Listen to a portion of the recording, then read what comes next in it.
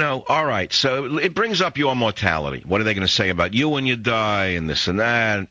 And lo and behold, my cardiologist sent me my lab results. I'm supposed to see him tomorrow. Then I don't have any cardiac trouble, but I go once a year because I got upside-down lipids. You say, what, are you crazy talking about your blood lipids on the air? Yes, because I'm going to lead to a medical point that may be of some value to some of you out there who are a little concerned about your cholesterol, for example.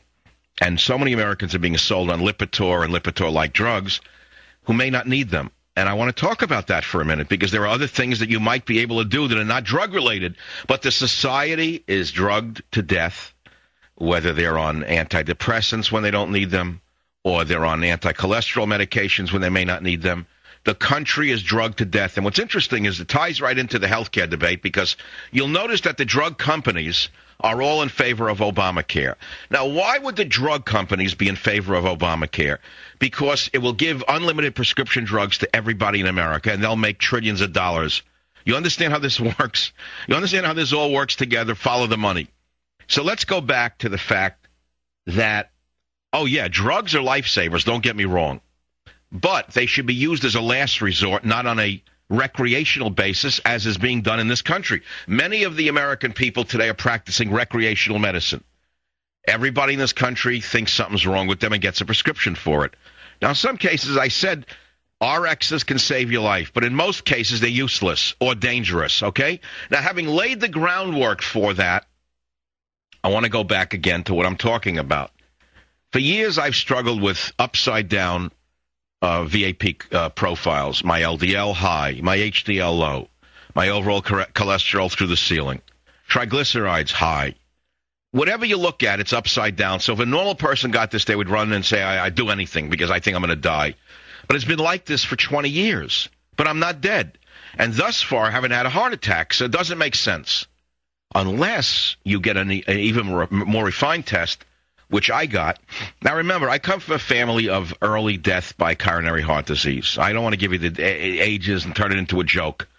But I've been running scared about a heart attack since I'm 30, maybe 20, which is what drove me into the jungles of the South Seas, collecting plants, drove me to get a PhD in epidemiology and nutrition, drove me to research and write books on health before I went into radio.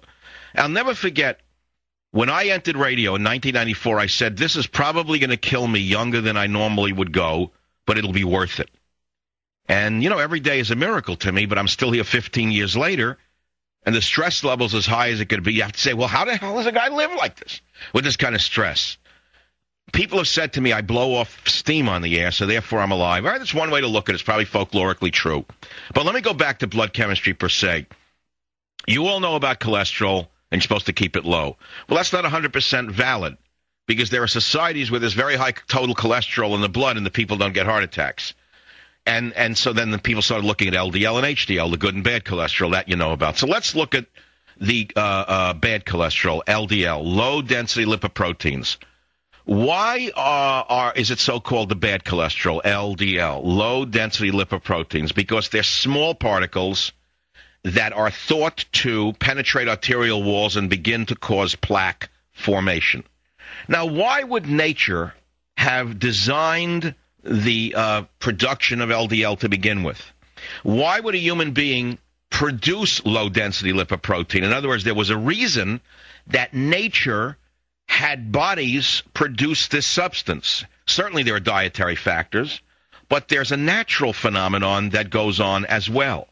And that is, as a person gets older, their arteries become damaged. In other words, the vascular wall becomes weak, and micro fissures or cracks begin to develop in the endothelial vascular wall. And what the body does in an attempt to patch up these fissures in the wall is the body produces cholesterol, right? And it produces a relative of cholesterol called LPA, lipoprotein A. Now, the problem is both cholesterol and LPA are very sticky, and it makes them perfect for the job. It's like a glue, right? And you've been taught, get rid of that glue because you don't want that glue to clog up your arteries, and it makes sense to do that. But you have to understand something. The body may overproduce cholesterol and overproduce LPA in its patching, and the patching ability will then aggregate and form a plaque that leads to vascular occlusion or hardening of the arteries, okay? So here's the thing. You may have high cholesterol, but you may also have LPA, which is high, and LPA is sticky, cholesterol is sticky, and so they adhere to the arterial wall, and you want to watch out because you'll clog your arteries. But what if you have high cholesterol and low LPA? Lipoprotein A. It's a major independent risk factor for cardiovascular disease. Follow me for a minute. Follow what I'm saying to you.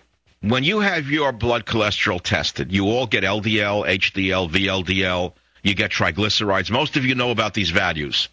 But have you been tested for LPA, cholesterol, lipoprotein A? Remember what I said to you. Lipoprotein A is manufactured in the liver, and it carries cholesterol into the arteries, which may have cracks in them. But if you have too high in LPA, it carries the LDL, the low-density lipoproteins, right through the arterial wall and causes the plaque that you don't want.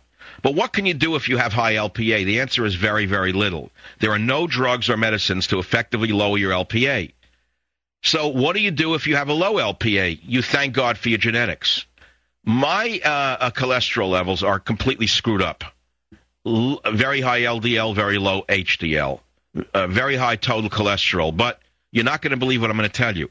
My latest lab report came back 2 hours ago, and I have a 0.0 LPA cholesterol, which is almost statistically or medically impossible. In fact, my cardiologist is calling the lab to make sure that there's been no mistake. The ideal here is to have a very low LPA, mine is 0. It's the only reason I'm still living. In other words, this is a genetically inherited component. You can't modify it very easily. The only things you can do to lower your LPA, which is what you want to do, is take saturated levels of vitamin C, lysine, and proline, because they are building blocks of collagen. But I don't want to get into great details about that. Just understand that you should circulate great amounts of vitamin C in your blood, as well as 800 IUs of vitamin E. Don't listen to what any quack tells you. Vitamin C is very important for your health in many, many different ways. Forget what the quacks tell you that it doesn't work or it's dangerous. They're liars. They want to push you into the drug field. Now, let me go back to what I'm saying to you. By all statistics, with my cholesterol, LDL, and HDL, I should have had a heart attack by now. I'm sorry to talk like this, but I'm talking to you like the way I think about it. Cholesterol is it's 0. If I had an LPA, by and large over the LPA, other than taking lots of vitamin C. But it's genetic, so I must have inherited from my mother her LPA levels. She died at 88. My dad, may rest in peace, died at 57. I'm hoping that my LPA is was inherited from my mother, but I definitely got it from someone. Now, the reason I'm telling you all of this is that it's all tied into Obamacare. The reason it's tied into Obamacare, I will try to lead you to that right now. The reason you are not tested for LPA, which is a major independent risk factor for cardiovascular disease, is because currently there is no medicine or drugs to effectively lower your LPA. Moreover, what if your doctor said your cholesterol levels are screwed up, take Lipitor, but then he said, but you have very low LPA and you don't need and you don't need Lipitor? It would cut into the drug industry's profits, wouldn't it?